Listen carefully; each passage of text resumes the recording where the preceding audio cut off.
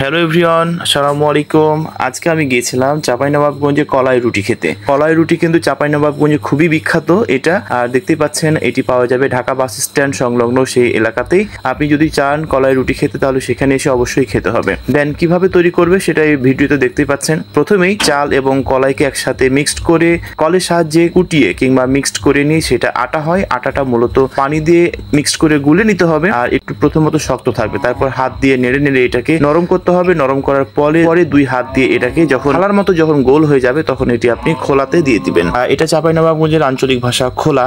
আর এটা হচ্ছে মূলত খোলাটাকে একটু 2 থেকে 3 মিনিট জাল দিয়ে, অর্থাৎ সেটা আপনি গ্যাসের চুলায় তৈরি করতে পারবেন কিংবা মাটির চুলায় তৈরি করতে পারবেন। মূলত এইখানে যে ভিডিওটি দেখানো হয়েছে এটা মূলত মাটির চুলায় তৈরি করা হচ্ছে।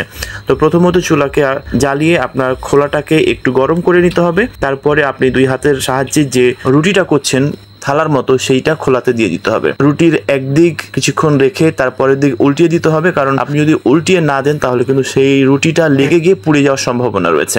দেন সেইভাবে আপনাকে কিছুক্ষণ রাখতে হবে। যখন দেখবেন যে রুটিটা ফুলে উঠেছে তখন এই পাশ ও পাশ উল্টে কিন্তু আপনি রুটিটা নামিয়ে নিতে পারবেন। ব্যাস হয়ে গেল কলাই রুটি। আর এটি কিন্তু চাঁপাইনবাবগঞ্জে খুবই বিখ্যাত। তবে আরো একটি কথা, কখন থেকে চাঁপাইনবাবগঞ্জে কলাই রুটি প্রচলিত এটা আমার একদমই ধারণা নেই। পরবর্তীতে কখনো আমি জানতে পারলে এটা আপনাদেরকে জানাবো। মূলত আমি সেখানে রুটি খেতে গিয়েছিলাম, প্রায়ই যাওয়া হয়, কিন্তু রুটি সেইখানে খাইনি। রুটিটা কিনে নিয়ে বাসায় এসে খেয়েছি। তবে মূলত চাঁপাইনবাবগঞ্জে কলাই রুটি ধনেপাতা, লবণ, আচার কিংবা বেগুনের ভর্তা দিয়ে খেতে খুবই সুস্বাদু। তবে খাওয়ার ভিডিও থাকবে পরবর্তী ভিডিওতে। তবে আজকে চাঁপাইনবাবগঞ্জে কলাই রুটির ভিডিওটি কেমন লেগেছে বা আপনি কলাই রুটি কখনো খেয়েছেন কিনা, কিংবা চাঁপাইনবাবগঞ্জে আপনাকে আমন্ত্রণ এসে কলাই রুটিটা খাবেন তার জন্য কেমন লেগেছে অবশ্যই জানাবেন আমাকে। ভালো থাকুন সবসময়। আল্লাহ হাফেজ।